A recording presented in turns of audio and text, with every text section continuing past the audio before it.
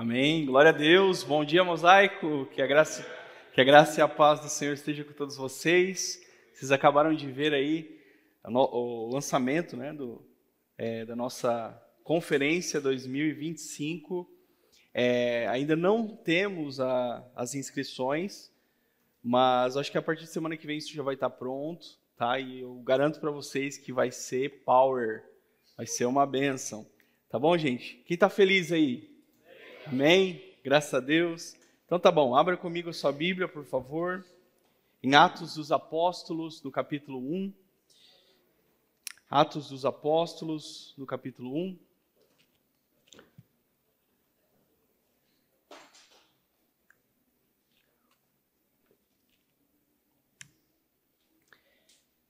Nós demos início a uma nova série de mensagens chamada Paráclitos, o Espírito e o Povo de Deus. Paráclitos é um termo utilizado por Jesus no Evangelho de João, quando o Senhor se refere ao Espírito Santo. Comumente, Paráclitos é traduzido como o Consolador. Talvez até a sua Bíblia vai estar dessa forma, mas o sentido original desse termo vai muito além disso. Paráclitos é alguém que está ao lado, é alguém que ajuda, é alguém que conduz, é alguém que advoga, que encoraja. Então, esse termo Paráclitos, nós entendemos que ele resume bem o ministério do Espírito Santo na vida da igreja. Hoje, meus irmãos, eu vou continuar falando do assunto da semana passada. Quem estava aqui semana passada? Temos uns remanescentes aí. Semana passada a gente falou a respeito da promessa do derramar do Espírito no livro do profeta Joel. Falamos aqui dos aspectos dessa promessa, que seria um derramar abundante, transbordante, abrangente e transformador.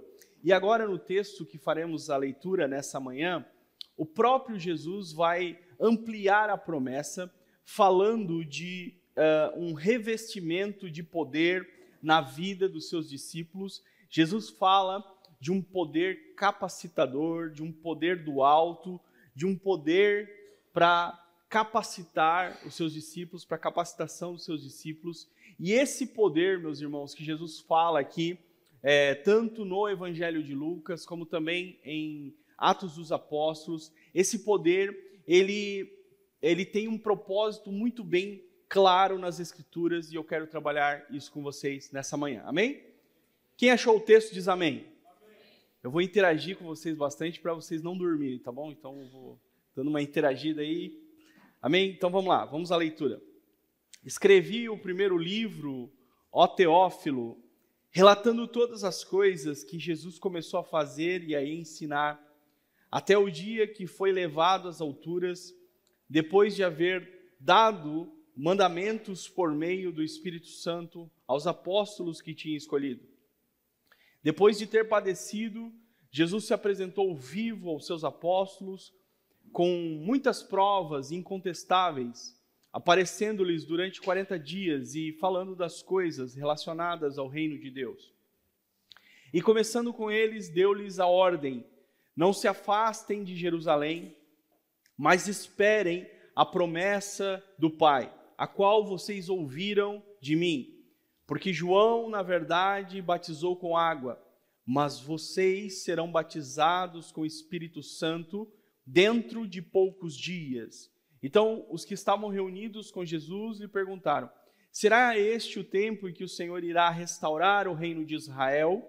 Jesus respondeu: não cabe a vocês conhecer tempos ou épocas que o Pai fixou pela sua própria vontade, mas vocês receberão poder ao descer sobre vocês o Espírito Santo, e serão minhas testemunhas, tanto em Jerusalém, como em toda a Judéia, Samaria e até os confins da terra.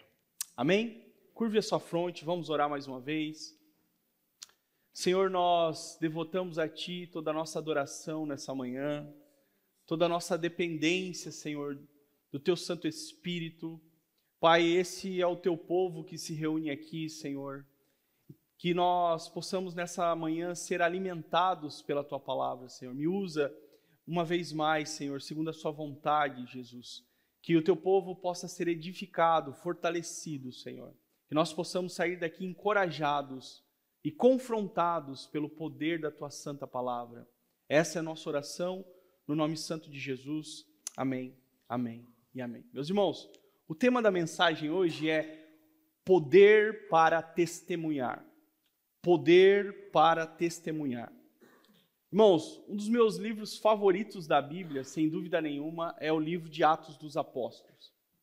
Eu poderia elencar aqui para vocês vários motivos pelos quais eu tenho um apreço por esse livro. Mas o principal deles é porque em Atos nós encontramos a história da igreja nascendo, crescendo, se desenvolvendo, a igreja do Senhor Jesus triunfando e resistindo os poderes deste mundo. Em uma época marcada por muita opressão, tirania, em meio a tudo isso, a igreja do Senhor, o povo de Deus, revestido com o poder do alto, conseguiu resistir e, de certa forma, se multiplicar de uma maneira sobrenatural. É por isso que este livro é um dos meus livros favoritos, porque ele mostra como pessoas tão comuns, pessoas tão falhas como eram os discípulos e como somos nós, como pessoas como estas podem ser usadas por Deus segundo o seu propósito. Esse livro nos mostra que o Espírito de Deus pode fazer através da vida de pessoas totalmente entregues ao Senhor. E é justamente ao observarmos isso no decorrer da leitura de Atos que entendemos que nada do que lemos em Atos ocorre pela força humana, pelo poder humano, pela capacidade humana. Tudo acontece somente e tão somente pela ação sobrenatural do Espírito de Deus na vida de pessoas comuns. O autor deste livro, segundo a tradição cristã, que remonta aos primeiros séculos do cristianismo, é um homem chamado Lucas. Lucas, ele é um personagem importante no cenário da igreja primitiva. Paulo, em suas epístolas, Colossenses, Filemão e 2 Timóteo, Paulo se refere a este Lucas como o médico amado. Então, Lucas, ele era um companheiro de viagem do apóstolo Paulo, alguém que auxiliava o apóstolo Paulo, alguém que escrevia tudo aquilo que estava vendo, tudo aquilo que estava acontecendo. Este homem chamado Lucas, ele é o mesmo que escreveu o evangelho que carrega o seu nome. Ao escrever Atos dos Apóstolos, essa segunda parte, né? Então Lucas é a primeira parte e Atos é a segunda parte do seu tratado. É importante a gente ressaltar que o evangelho de Lucas e Atos dos Apóstolos, eles formam aquilo que a gente chama de unidade literária. Ou seja, Atos dos Apóstolos é a continuação lógica do Evangelho de Lucas. Por que Lucas ele não escreveu um livro só? Não seria mais fácil? Bom, a resposta muito possível é porque naqueles dias o material era muito caro e também ele dividiu possivelmente essas duas narrativas para ficar mais fácil a questão de manuseio e posteriormente também a questão da replicação de cópias. Então, é meio que unânime na erudição teológica que Lucas e Atos formam uma obra só, dividida em 2 volumes. Na primeira parte dessa obra, que é o Evangelho de Lucas, a ênfase do autor está na operação do Espírito na vida e no contexto de Jesus. Na segunda parte, que é o livro de Atos, mostra a operação do Espírito na vida e no contexto da igreja. Nos 2 volumes que formam uma obra só, a ênfase do autor é a mesma. É o poder do Espírito operando na vida do povo de Deus. No Evangelho, o poder se manifesta na vida de Jesus. Em Atos, o poder do Espírito se manifesta na vida da igreja. Por muito tempo, ao longo da história da teologia cristã, Lucas fora visto como um mero historiador, como um mero cronista, ou alguém que era auxiliar do apóstolo Paulo. Mas de um tempo para cá, principalmente depois do século XX, alguns teólogos têm percebido a importância teológica de Lucas. O que isso significa efetivamente? Lucas, ele não é somente um historiador, ele é também um teólogo. E ao contar a história, ele está construindo teologia. Dentro dessa teologia que ele está apresentando para os seus leitores, a principal ênfase de Lucas, tanto no Evangelho quanto no livro de Atos dos Apóstolos, é a operação do Espírito Santo. Você vê nitidamente a ênfase de Lucas começando no Evangelho. Eu quero mostrar para vocês, eu trouxe alguns textos aqui para mostrar para vocês essa ênfase. Talvez quando a gente lê o Evangelho de maneira muito rápida, a gente acaba não percebendo. E eu trouxe aqui nessa manhã os textos para a gente averiguar, haja vista que nós estamos numa série sobre o Espírito Santo, sobre a operação do Espírito, e nós precisamos entender qual é essa ênfase que o autor bíblico está nos apontando aqui. Então, começando no Evangelho de Lucas, em Lucas no capítulo 1, versículo 15, quando o anjo do Senhor ele fala a Zacarias sobre João, o seu filho, o anjo diz assim: ele será grande diante do Senhor, não beberá vinho, nem bebida forte, e será cheio do Espírito Santo. Agora, no versículo 67, o texto diz que, no versículo 41 do capítulo 1, o texto diz: quando Isabel ouviu a saudação de Maria, a criança lhe estremeceu no ventre. Então, Isabel ficou cheia do Espírito Santo. Agora, no versículo 67, Zacarias, o pai de João, olha só que interessante, o texto diz: Zacarias, o pai de João, cheio do profetizou. E ainda no capítulo 1, nós temos a operação do Espírito na concepção virginal de Jesus. Lá no versículo 34 e 35. No versículo 35, quando Maria questiona o anjo Gabriel como que seria isso, porque ela não conhecia nenhum homem e tudo mais, o anjo respondeu, versículo 35 do capítulo 1, o Espírito Santo virá sobre você e o poder do Altíssimo te envolverá. Isso é só no capítulo 1. Agora no capítulo 2 de Lucas, o Espírito Santo na vida de um homem, de um ancião de Israel chamado Simeão. Lá no capítulo 2, versículo 25 diz: em Jerusalém havia um homem chamado Simeão. Este homem era justo e piedoso, esperava a consolação de Israel e o Espírito Santo estava sobre ele. Ele tinha recebido uma revelação do Espírito Santo. De quem que ele recebeu uma revelação? Do Espírito Santo, e que não morreria antes de ver o Cristo do Senhor. Agora, movido pelo Espírito, ele foi ao templo. Agora no capítulo 3, nós estamos só na introdução do Evangelho de Lucas. No capítulo 3, quando o João Batista está pregando no Rio Jordão, e ele prega dizendo que Jesus, ou o Messias, aquele que viria, versículo 16 do capítulo 3, João diz: ele vos batizará com o Espírito Santo. Ainda no capítulo 3, nós temos Jesus adentrando as águas do Jordão para ser batizado. Olha só, versículo 21 do capítulo 3, diz assim: ao ser todo o povo batizado, Jesus também foi batizado, e aconteceu quando ele, Jesus, orava, o céu se abriu, e o Espírito Santo desceu sobre ele em forma corpórea como pomba, e do céu veio uma voz que dizia: você é o meu filho amado, em você eu me agrado.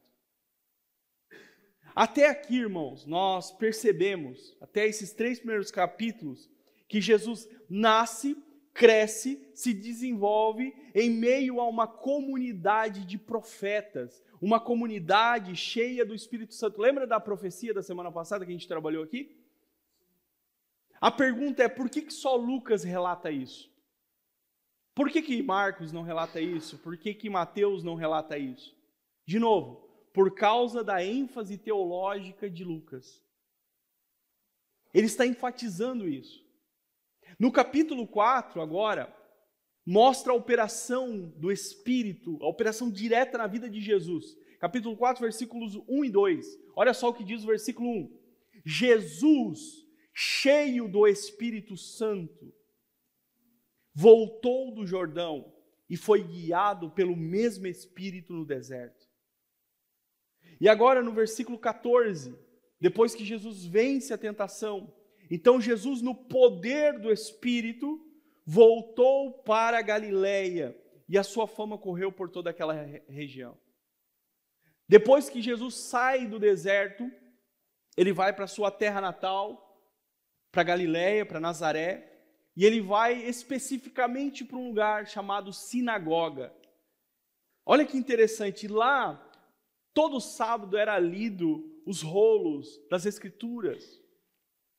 E eles liam isso sistematicamente, ou seja, um livro após outro, um texto após outro. Mas nesse dia, uma grande coincidência, estava sendo lido o rolo do profeta Isaías.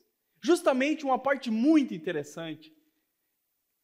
O texto diz que foi dado a Jesus o rolo da lei, ele abriu e ele achou o lugar que estava escrito: o Espírito do Senhor está sobre mim, pois me ungiu para evangelizar os pobres e me enviou a curar os quebrantados do coração, a pregoar liberdade aos cativos, a dar vista aos cegos e a pôr liberdade aos oprimidos e anunciar o ano aceitável do Senhor. Jesus fecha o rolo, entrega para o assistente, todo mundo está olhando para ele e ele diz assim: hoje se cumpriu essa palavra. O que Jesus está dizendo? Jesus está dizendo assim, está se revelando para os seus pares, para os judeus. Jesus está dizendo que ele é um ungido de Deus, ele é o Messias de Israel, segundo a profecia. Embora essa revelação que Jesus está fazendo aqui é algo incrível, é algo maravilhoso aqui dentro do contexto, ele está se revelando como Messias, mas a grande verdade que sobressai aqui nesse texto, meus irmãos, nessa profecia de Isaías e nessa aplicação de Jesus, é que o Messias, o ungido de Deus, ele é alguém dependente do Espírito Santo. O texto diz que o Espírito do Senhor está sobre mim. Ele me ungiu para pregar, ele me ungiu para evangelizar, ele me ungiu para fazer a obra de Deus. Sabe o que isso significa para nós? Se o próprio Messias, se o próprio Cristo, ele andou no poder do Espírito, quem dera nós. Não existe outro caminho para nós como igreja, não existe outro caminho para nós como povo de Deus, se não vivermos guiados e cheios do Espírito Santo. Tudo isso que eu falei para vocês, irmãos, são apenas os 4 primeiros capítulos do Evangelho de Lucas. Somente os 4. A gente poderia ficar aqui mostrando cada ênfase que Lucas faz, mas a gente precisa avançar. O Evangelho de Lucas, ele termina, sabe como ele termina? A primeira parte do tratado? Sabe como ele termina? Ele termina com Jesus ressaltando ou reafirmando a promessa do derramamento do Espírito. Lucas capítulo 24, versículo 49. Jesus, após a sua ressurreição, antes da sua ascensão, ele chega para os discípulos e diz assim: eis que envio sobre vocês a promessa de meu Pai, permaneçam, pois, na cidade, até que vocês sejam revestidos com o poder do alto. Os discípulos aqui, irmãos, eles já tinham o Espírito Santo. Lembra, ao final do Evangelho de João, Jesus sopra sobre eles e diz: recebam o Espírito Santo. Mas aqui, o que Jesus está falando? Jesus está falando de uma nova experiência. Jesus está falando de uma segunda experiência. Ele está falando especificamente de um revestimento de poder. A palavra revestidos aqui denota a ideia de uma nova roupagem, denota a ideia de você ser coberto, você ser envolvido por algo, e esse algo é o Espírito Santo de Deus. Assim como Jesus, que foi a testemunha fiel, foi ungido para pregar, ungido para evangelizar, ungido para fazer a obra de Deus, assim também a igreja, nós somos chamados para experienciar essa realidade, experienciar esse mesmo padrão do Cristo. Por isso eu quero insistir um pouco mais nessa manhã. O Senhor quer nos revestir de poder nesses dias, meus irmãos. Essa série de mensagens, ela vem não para a gente ficar expert a respeito do Espírito Santo, saber tudo sobre o Espírito Santo. Essa série de mensagens vem para nos incomodar. Essa série de mensagens vem para nos mostrar que existe um tesouro de valor imensurável, disponível a todos nós. Amém, irmãos? Quando Lucas começa a escrever, então, Atos dos Apóstolos, de onde que ele começa? Qual é o seu ponto de partida? O seu ponto de partida é exatamente onde ele parou, lá no Evangelho.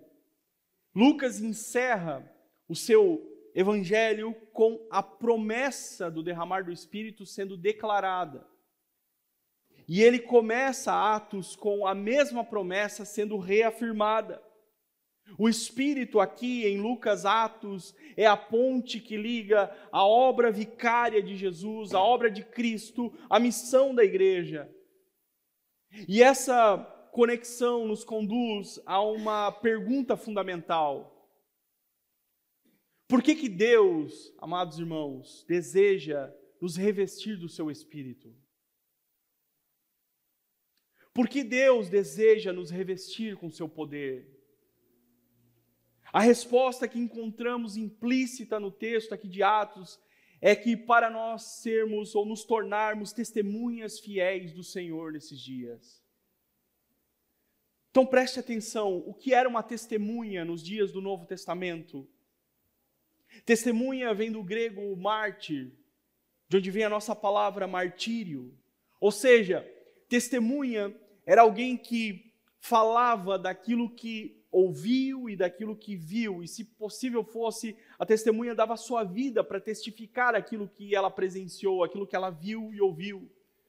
Jesus é chamado em Apocalipse de a testemunha fiel, justamente porque ele vem testificar do Pai, ele vem testificar na sua encarnação, ele vem falar tudo aquilo que ele viu e ouviu desde a eternidade. Jesus morre, ressuscita, e agora os discípulos do Senhor são as testemunhas da ressurreição e da obra de Cristo na cruz. A igreja é a testemunha da ressurreição e da obra da cruz.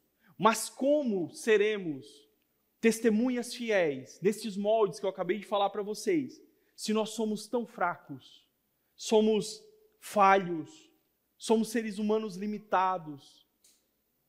Eu não sei você, mas eu sou cheio de problema. Nós somos falhos, fracos, limitados. Como que vamos conseguir testemunhar com eficácia em um mundo tão hostil ao Evangelho, sendo que nós somos fracos e falhos e pecadores? Será que nós vamos conseguir testemunhar com eficácia por conta das nossas aptidões humanas? Será que nós vamos conseguir testemunhar com eficácia por conta do nosso poder de persuasão? Será que nós vamos conseguir testemunhar com eficácia por conta das nossas habilidades, da nossa retórica? E a resposta é não. A resposta é não. O que nos habilita a sermos testemunhas fiéis é o revestimento de poder que vem do alto. É o Espírito operando em nós, por nós e através de nós. É o Espírito nos encorajando, é o Espírito nos revestindo, é o Espírito nos dando direção, é o Espírito nos dando a sua graça, é o Espírito nos fortalecendo todos os dias. É isso que o texto aqui de Atos vai nos mostrar. E eu quero mostrar para vocês o que é necessário para nos tornarmos testemunhas fiéis do Senhor nesses dias, para cumprirmos com excelência a missão que o Senhor nos confiou. No versículo 1, que nós lemos, do capítulo 1 de Atos, Lucas confirma que escreveu o primeiro tratado. Esse primeiro tratado é o Evangelho de Lucas. Ele se direciona a um homem chamado Teófilo. Teófilo, possivelmente aqui, alguém que financiou os recursos para que Lucas pudesse escrever tanto o Evangelho quanto o Atos. O material era muito caro. Possivelmente esse homem aqui, ele tinha grandes posses e ele se converteu ao cristianismo e conheceu Lucas e estava lhe auxiliando. Ele continua dizendo, relatando, ainda no versículo 1, relatando todas as coisas que Jesus começou a fazer e a ensinar. Pause aqui. Eu chamo a sua atenção para essa verdade. Jesus começou a fazer e a ensinar. Em outro texto do Evangelho de Lucas, naquele episódio dos discípulos no caminho de Emaús, um dos discípulos fala que Jesus era um homem poderoso, um profeta poderoso em palavras e obras. Ou seja, fazer e ensinar, palavras e obras, mostram que Jesus era alguém que tinha uma vida cheia do Espírito, mas também uma vida íntegra em todos os aspectos. Ou seja, o seu testemunho não era somente verborrágico, não era somente palavras, mas era também acompanhado de obras. O que isso quer dizer para nós? O ensino de Jesus, o testemunho de Jesus, tinha autoridade, porque ele não somente falava, mas ele também fazia. Diferente dos mestres da lei, dos fariseus e das autoridades religiosas, que falavam para o povo uma coisa, mas eles não conseguiam fazer aquilo que eles falavam. Quando Jesus termina o Sermão do Monte, diz o texto que a multidão ela está admirada, maravilhada, porque o ensino de Jesus tinha autoridade, diferente do ensinamento dos mestres da lei. Ou seja, por que o ensino de Jesus tinha autoridade, é carregado de autoridade? Porque não eram meras palavras, eram palavras acompanhadas de ações. Jesus pregava o que vivia e vivia o que pregava. E aqui, irmãos, é uma grande verdade para nós. Se quisermos ser testemunhas fiéis do Senhor nesses dias, não basta termos uma espiritualidade bem vista por todos, não basta termos dons, nós precisamos viver de acordo com o Evangelho. Se as nossas palavras não serem acompanhadas de ações, o nosso testemunho, ele estará em xeque. Como que eu vou falar para o mundo que Jesus mudou a minha vida, se eu continuo vivendo as práticas da velha vida? Se eu continuo com práticas que são antagônicas e são estranhas ao Evangelho? Se quisermos ser testemunhas fiéis nesses dias, nós precisamos imitar o nosso Senhor, que viveu o seu discurso na integralidade, que era poderoso em palavras e obras. Perceba que no versículo 1 diz ainda, o texto, que Jesus começou a fazer e a ensinar. Aqui aponta para outro ponto importante também, para o fato de que Jesus, através do Espírito, como uma testemunha fiel, ele começou, ele deu início à obra.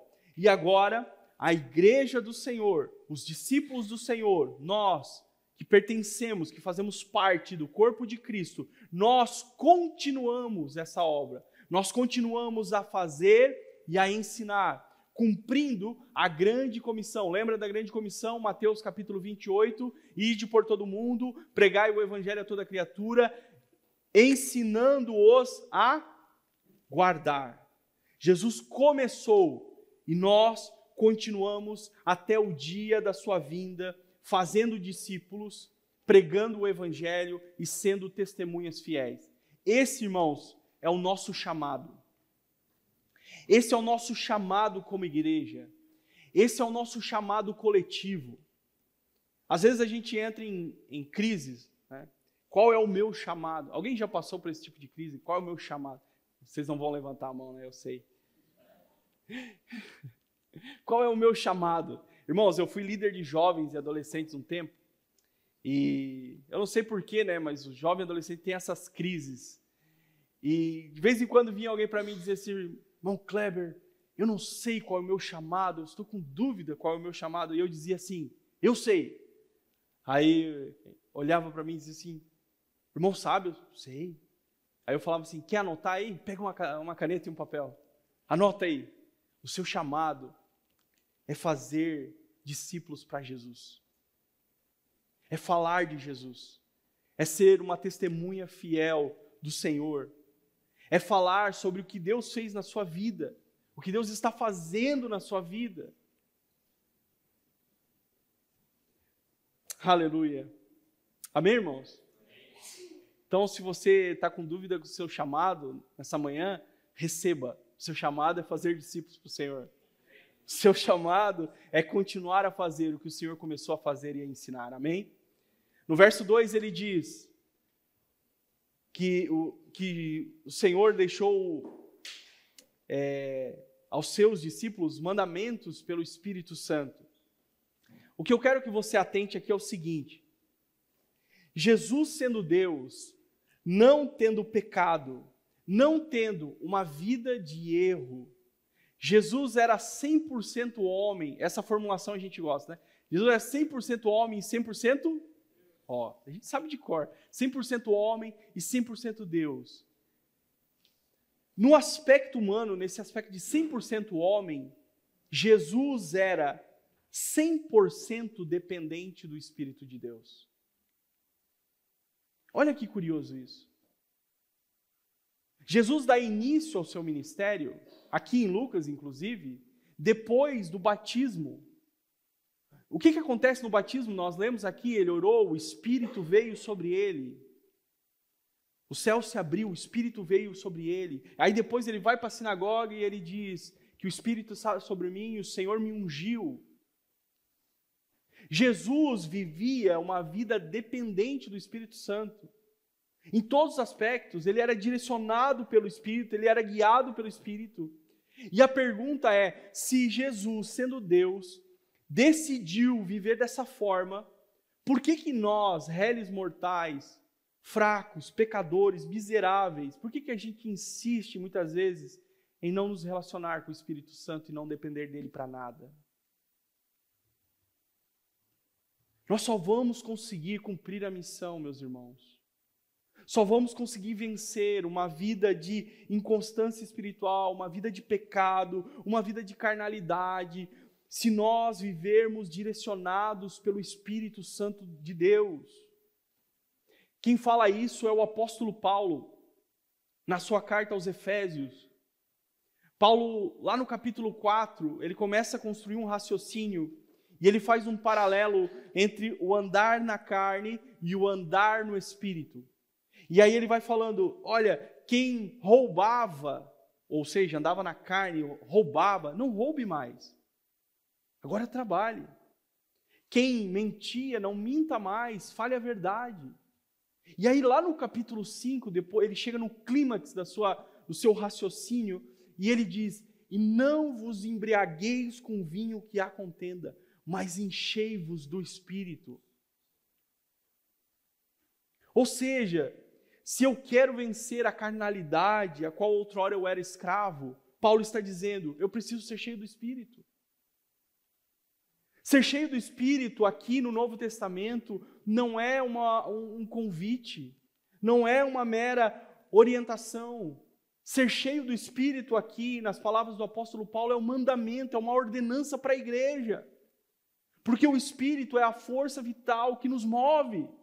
A igreja só chegou até aqui por causa do Espírito. Nós só estamos aqui por causa do Espírito. Sem Ele nós não vamos conseguir, irmãos. No verso 3, Lucas fala que Jesus, após a sua morte, se apresentou vivo aos discípulos por 40 dias, dando provas incontestáveis da sua ressurreição. O que Jesus está fazendo aqui nos 40 dias que ele se encontra com seus discípulos. Ele está acrescentando fé ao coração deles. Agora, depois desse episódio, eles não somente creem, agora eles têm convicção.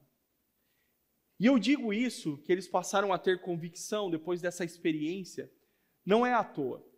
Olha para a história da igreja. Olha para os manuais de história da igreja. Veja como que os discípulos morreram, a forma com que eles morreram. Todos, com exceção de João, foram martirizados. Todos morreram de uma forma cruel, brutal, violenta. Todos. Eu cito para vocês a morte do apóstolo Pedro. Lembra de Pedro no final dos evangelhos? Pedro é um homem inconstante, é um homem com muitas dificuldades como a gente, explosivo, nega Jesus no momento crucial, foge, se esconde. Mas depois disso aqui, irmãos, a morte de Pedro é uma das coisas mais incríveis do cristianismo primitivo. Sabe por quê? Ele ia ser crucificado igual Jesus. Ah, você é cristão? Você que está promovendo isso aqui? Você que é o líder disso aqui? Então vem cá, vamos te crucificar igual o teu Senhor. Pedro olha para os seus algozes e diz: inverte a cruz. Me coloca de cabeça para baixo. Porque eu não sou digno de morrer igual ao meu Senhor. O que é isso, meus irmãos? Convicção.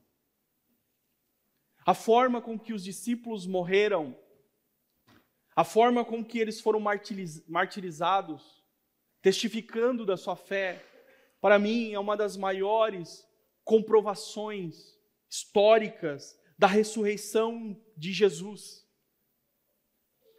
A forma com que esses homens morreram é a comprovação histórica que Jesus de fato ressuscitou, que Jesus de fato venceu a morte. Por quê? Quem de nós morreria por uma mentira que criou? Quem de nós morreria por uma ilusão? Por algo que foi inventado? Nós só morreríamos por uma coisa: convicção. Convicção. E é exatamente isso que os discípulos vão demonstrar: convicção. Eles saem de uma fé vacilante para uma fé viva, para se tornarem testemunhas que pregam com autoridade e convicção. Qual é o testemunho? Qual é o teor da mensagem dos apóstolos? Qual é a mensagem que eles carregam que tanto incomoda as autoridades de Roma, as autoridades judaicas? A mensagem é: Cristo ressuscitou dentre os mortos, Cristo está vivo, nós vimos, nós presenciamos, nós ouvimos, nós nos relacionamos com Ele. Portanto, não é César que é Senhor, não é Nero que é Senhor. Jesus é o Senhor, porque Ele venceu a morte. É uma pregação com convicção de testemunhas que viram e ouviram e estão dispostos agora a morrer por isso. A verdade que fica para nós, irmãos, é que nós precisamos ter convicção. Em uma época tão difícil como essa, em uma época de relativismos, em uma época de ideologias satânicas, de filosofias diabólicas. Escute, e essa convicção, ela só acontece em nós quando nós nos relacionamos com o Senhor. Quem gera em nós isso é o Espírito Santo. Quanto mais eu me relaciono com o Senhor, mais eu o conheço. Quanto mais eu o conheço, mais eu sei quem Ele é. Quanto mais eu o conheço, mais eu consigo descansar mediante as tribulações da vida. E o que fica de alerta para nós é que não podemos esperar ter essa convicção poderosa tendo uma vida rasa de relacionamento com o Senhor. Não espere ter essa convicção de testemunha fiel, que se preciso fosse, você vai para a morte por conta de Jesus e por conta do Evangelho, lendo a Bíblia somente quando você vem à igreja, orando somente quando você vem ao culto, durante a semana você não se relaciona com Deus. A convicção, ela é gerada em nosso coração, através do nosso relacionamento, na leitura da palavra, na oração. É nesse lugar de intimidade que o Senhor vai falando com a gente, nós vamos ouvindo, o Senhor vai fazendo e nós vamos vendo. Aleluia, o Senhor vai acrescentando fé e convicção em nós. Perceba como isso é importante. Quando nós temos convicção, nada nos para.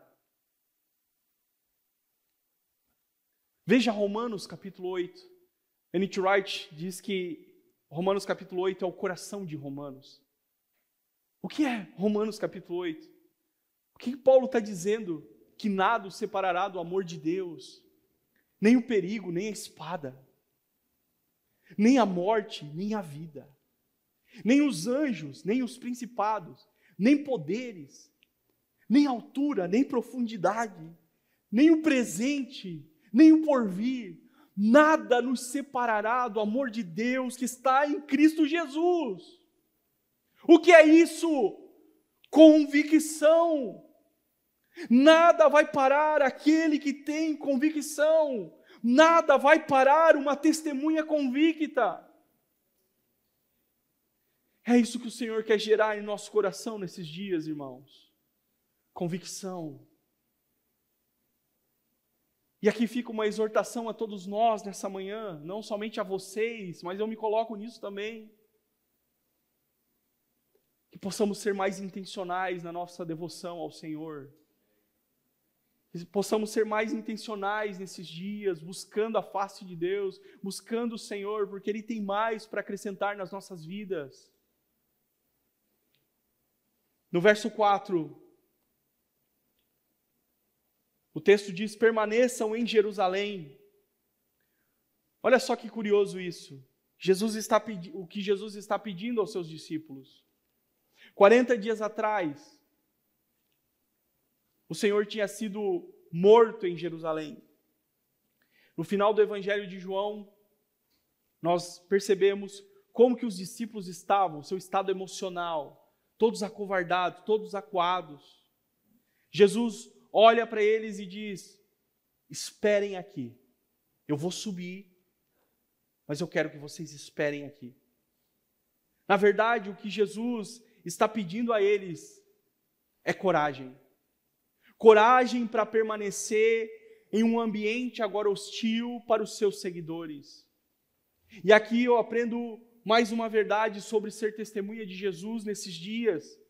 Precisamos ter coragem para testemunhar acerca de Jesus para esse mundo hostil.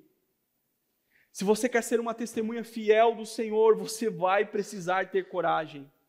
E coragem aqui, no contexto bíblico, não tem a ver com a ausência de medo. Coragem não é ausência de receios. Quando Deus chega para Josué, depois da morte de Moisés, Deus diz assim: Josué, agora está contigo.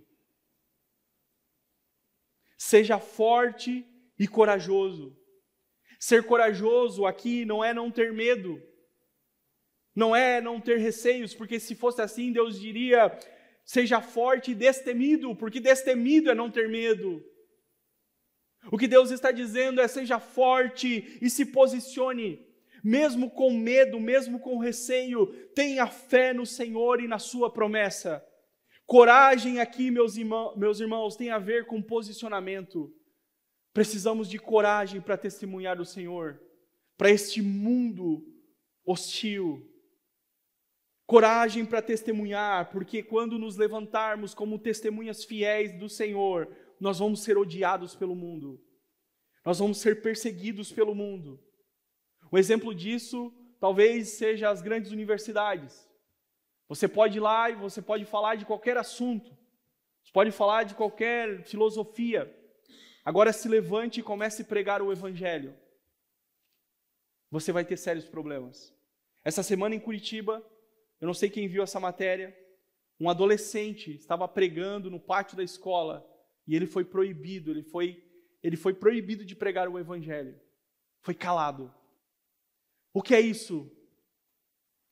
É um mundo hostil que odeia o evangelho. É o espírito do mundo que opera nesses dias e que resiste ao evangelho. Se nós nos posicionarmos como testemunhas do Senhor, tenha por certo que nós seremos odiados, perseguidos e maltratados. Então, você vai precisar de coragem. Coragem para pregar no meio da sua família, coragem para pregar entre os seus parentes, no seu trabalho, na sua faculdade. Você vai precisar de coragem. E coragem aqui é posicionamento. Na continuação, nos versos 4 e 5, nós já estamos encerrando. Jesus dá uma ordem para eles permanecerem em Jerusalém, até que eles aguardassem e esperassem a promessa de meu Pai, Jesus diz. E essa promessa é aquela que a gente falou semana passada, segundo a profecia de Joel, no capítulo 2, versículo 28. E na sequência, no verso 5, Jesus diz, porque João batizou com água, mas vós sereis batizados com o Espírito Santo. Eu preciso que você agora atente ao que eu vou falar. Para a gente entender isso aqui, nós precisamos entender o que era o batismo de João. João Batista, ele era filho de sacerdote. Alguns dizem até que se João Batista não tivesse escolhido o deserto, ele poderia ser um futuro sumo sacerdote de Israel. Ele escolhe o deserto. E João, ele pega um elemento do culto judaico, da liturgia judaica, e leva com ele para o deserto. E o que João leva para o deserto? O ritual de purificação. Esse ritual de purificação acontecia quando um estrangeiro se convertia à fé judaica. Quando um pagão se convertia à fé judaica, ele tinha que passar por todo um processo de purificação. Ou seja, ele estava agora reconhecendo a fé no Deus de Israel e ele passava por esse processo. João pega esse elemento, leva para o deserto, e agora lá no deserto, João, ele não vai chamar estrangeiros para arrependimento. João chama todo mundo para arrependimento. Não é só judeu. O que João está dizendo, não é só judeu que precisa se arrepender. Não é só judeu que precisa passar por esse processo. Todos, lembra que ele fala assim, vocês ficam aí dizendo que vocês são filhos de Abraão? Por quê? Porque eles achavam que eram salvos. Somos filhos de Abraão, está tudo certo. Eu não preciso me arrepender, eu não preciso nada. Eu sou filho de Abraão. Aí João diz, olha, até dessas pedras aqui Deus pode fazer suscitar filhos de Abraão. E ele diz, arrependei-vos, porque o reino está chegando, o rei está chegando. A gente precisa se arrepender de verdade, a gente precisa crer de verdade. Então, eles passam por esse processo de batismo. Batismo aqui significa mergulhar. Não existe outra ideia aqui. O texto é mergulhar. Então, Jesus está dizendo, vocês passaram pelo batismo de João, vocês mergulharam nas águas. Agora, o que eu trago para vocês é algo maior. Eu vou mergulhar vocês vão ser mergulhados, vocês vão ser batizados no Espírito Santo. Então, o batismo com o Espírito, aqui, irmãos, é o mergulhar nas profundezas do Espírito. Batismo com o Espírito é o revestimento de poder para a igreja. Martin Lloyd Jones, ele diz que o batismo com o Espírito Santo é a armadura para o cristão guerrear as guerras do Senhor. Então, deixa eu te falar algo. Você só conseguirá ser uma testemunha fiel se você estiver submerso na realidade do Espírito. Jesus sabia disso. Jesus sabia exatamente disso. Ele poderia muito bem, depois de ter ressuscitado, dado, como diz o texto, provas incontestáveis que ele ressuscitou, ele poderia chegar para os seus discípulos e dizer assim, beleza, gente, está com vocês. Vão lá, pregam o evangelho, falem do que vocês viram e ouviram, Fale que vocês falaram comigo, vocês viram, vocês me tocaram. É só vocês falar, não precisa de mais nada. Por que Jesus não faz isso, irmãos? Por que Jesus é intencional aqui e ele diz, esperem, não vão ainda, aguardem. Jesus diz isso porque ele sabia que que a igreja, só iria conseguir triunfar com a ajuda do Espírito. Não é pelo poder humano, de novo, não é pela nossa destreza, não é pela nossa capacidade, não é pela nossa estratégia. Não. O texto de Zacarias não é nem por força e nem por violência, mas é pelo Espírito de Deus. Nós precisamos urgentemente estar imergidos e submergidos na realidade dos céus, na realidade do Espírito Santo. Nós só vamos conseguir cumprir o ID de Jesus, nós só vamos conseguir viver as integralidades da promessa de Deus Pai, se de fato nós formos cheios do Espírito Santo. Sem Ele, nós não aguentamos a pressão. Sem Ele, nós não conseguimos resistir às perseguições. Sem Ele, nós não conseguimos. Sem Ele, não dá. Ele é o socorro, Ele é a ajuda, Ele é aquele que nos impulsiona, Ele é aquele que nos encoraja.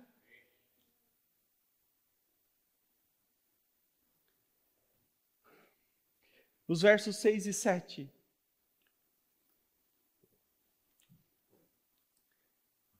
Jesus é indagado pelos seus discípulos se esse tempo é o tempo da restauração de Israel. E ele diz assim, olha, não pense muito sobre isso. Não cabe a vocês saberem sobre isso agora. Não pense sobre isso agora. E aí ele continua no verso 8, para a gente caminhar para o final. Mas vocês receberão poder ao descer sobre vocês o Espírito Santo. A palavra grega aqui para poder, irmãos, é dinamim, de onde vem a nossa palavra dinamite. Pergunto para vocês, o que uma dinamite faz, irmão?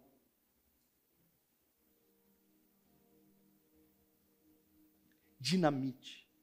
Esse poder aqui, ele nos transforma, ele nos reveste, ele nos capacita para a gente cumprir a missão. O grande detalhe, preste atenção nisso, esse poder que eu estou falando aqui, ele não tem um fim em si mesmo. Quando a gente fala de religião e de poder, parece que a gente está falando de duas coisas caóticas. A junção disso é caótico, não é ou não? Hoje nós temos muitos movimentos religiosos, cristãos e pseudo-cristãos, que fazem exatamente isso. Se apropriam do poder do Espírito Santo. Tornam o poder do Espírito algo comercial, um entretenimento para engodar pessoas, para enganar pessoas. Igrejas que instrumentalizam o poder de Deus para benefício próprio, para edificação de impérios pessoais. Líderes religiosos que cresceram exponencialmente, financeiramente falando, por conta dessa instrumentalização do poder e da fé, de manipulação de pessoas. O poder do Espírito não é para manipulação de pessoas. E o fim destes que fazem essas coisas já está registrado na palavra. Quando Jesus diz, e naqueles dias muitos chegarão para ele e dirão, Mestre, em teu nome nós expulsamos demônios. Jesus não diz assim, não, vocês não expulsaram coisa nenhuma. Jesus não nega isso.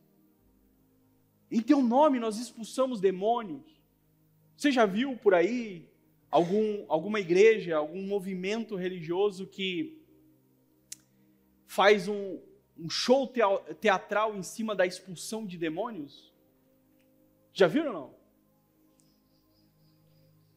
Fazem entrevistas com capiroto. Qual o seu nome? De onde você vem? O que você quer fazer com ela? Eu quero matá-la. Ficam dando palco para Satanás, sendo que ele é o pai da mentira. O poder de Deus é assim para a gente expulsar demônios. Eu creio nisso, sim. Mas não para a gente fazer espetáculo em torno disso. E aí enriquecer às custas da fé alheia.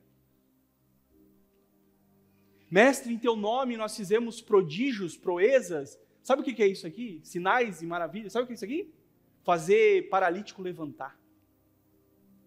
Quantos movimentos a gente vê por aí, religiosos, de igrejas, que não cabe mais gente. As pessoas estão saindo pela janela de tanta gente. Porque é um espetáculo, eles fazem um espetáculo em torno disso. Enquanto isso, o líder do movimento, ele é bilionário, ele é milionário. Sabe o que Jesus vai dizer para eles? Apartai-vos de mim, porque eu não vos conheço. Porque instrumentalizaram o poder de Deus. Não para a propagação do evangelho, mas para benefício próprio. O poder de Deus não é para a gente edificar império. O poder de Deus é para que a gente propague o reino. Não o império das trevas, o império humano, mas é para que a gente propague o reino de Deus. Aleluia. Em Atos existe a expressão e pregavam com poder mais de 30 vezes. E pregavam com poder e muitos se convertiam. E pregavam com poder e muitos eram curados. E pregavam com poder e mais pessoas eram acrescidas à família da fé, ao caminho de Jesus. É um poder que não tem um fim em si mesmo. É um poder para testemunhar. E esse poder, meus irmãos, não é sobre nós. Não é sobre ficarmos famosos. É sobre pregarmos com ousadia e coragem. Para que o nome de Jesus seja proclamado pela fama do nome de Jesus. O texto termina, e aqui eu já estou encerrando. Serão minhas testemunhas, tanto em Jerusalém, como em toda a Judeia, Samaria e até os confins da terra. Com a devida licença poética, Jerusalém aqui é o lugar onde estamos, é a nossa casa, é a nossa família. Judeia é o que nos cerca, nosso trabalho. Samaria, talvez aqueles que nós evitamos, porque os judeus às vezes evitavam, os discípulos inclusive, evitavam de pregar aos samaritanos. Mas olha o que acontece em Samaria, depois que o evangelho vai para lá, há um avivamento poderoso. Os confins da terra são aqueles que ainda precisam ouvir. A verdade, irmãos, é que a missão continua. Sabe como que Lucas termina Atos dos Apóstolos? Na verdade, ele não termina.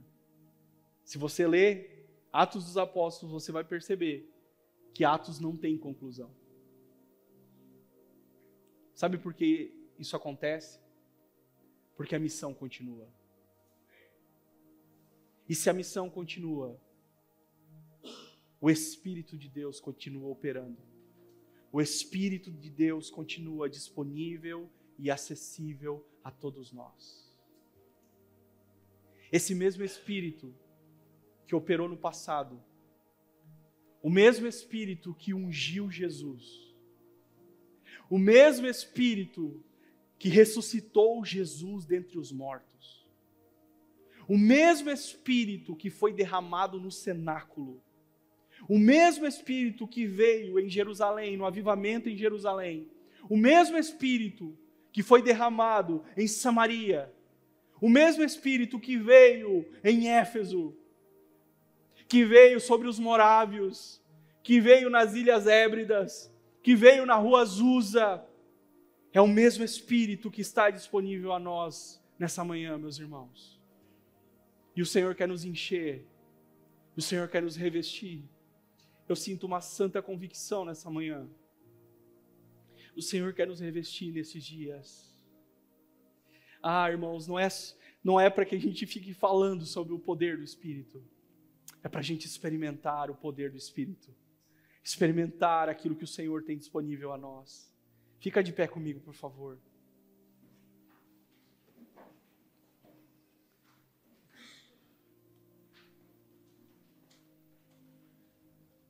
Oh, Espírito Santo de Deus.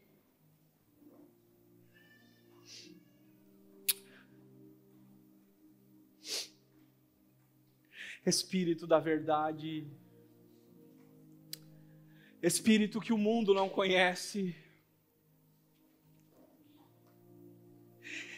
Espírito que ungiu Jesus, Espírito que ressuscitou Jesus dentre os mortos. Espírito que impulsionou a igreja, impulsiona a igreja. Olhe para nós nessa noite, nessa manhã, Senhor. Olhe para nós nessa manhã, Senhor. Rasgue o céu sobre nós, Espírito Santo.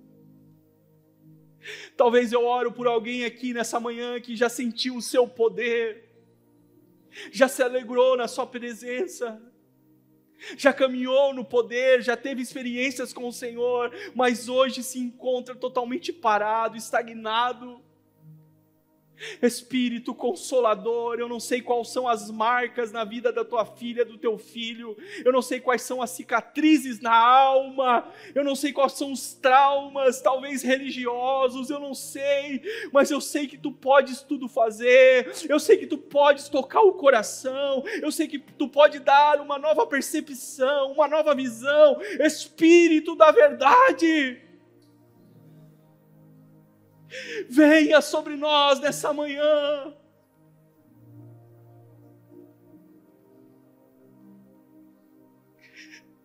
Venha. Mude as nossas afeições, Senhor.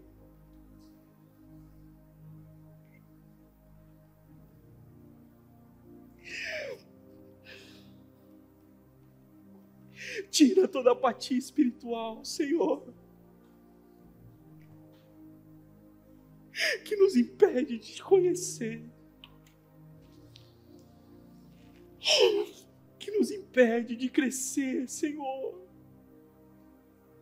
Espírito Santo de Deus, se tem alguém aqui nessa manhã que ainda não experienciou, Senhor, o batismo, o revestimento de poder, que nessa manhã possa ser tocado pelo Senhor, possa ser revestido com o seu poder. Vem sobre o seu povo, Senhor. Tira de nós toda incredulidade. Nos transforma em testemunhas fiéis nesses dias, Senhor. Para que a gente possa pregar com autoridade, não com palavras humanas, não com discursos humanos, mas pelo poder do Teu Espírito, Senhor. Que a porta da pregação do Evangelho seja aberta sobre a vida de todos nós, Senhor, e que possamos testemunhar com coragem, mediante a resistência, mediante a um mundo tão hostil. Oh, doce Espírito, doce Espírito, doce Espírito, obrigado por falar conosco, por nos encorajar e nos colocar de pé. Senhor, acende a chama em nossos corações. Não deixe, Senhor, que as lágrimas sequem nos nossos olhos, Senhor. Não deixe que o cansaço, Senhor, seja um empecilho nas nossas vidas.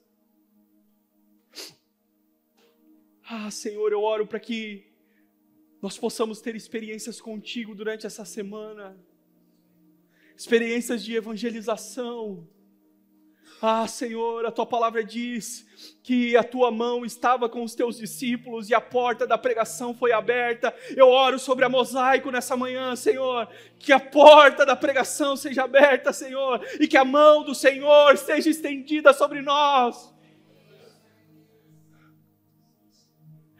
Senhor, nós te amamos. Obrigado por tudo. Obrigado pela sua presença. Obrigado por nos amar. Assim oramos em nome de Jesus. Amém, amém e amém. Você pode aplaudir ao Senhor. Aleluia. Tome seu assento, por favor. Mais um pouquinho, a gente já está encerrando. Quero chamar a Karine, por favor, Karine.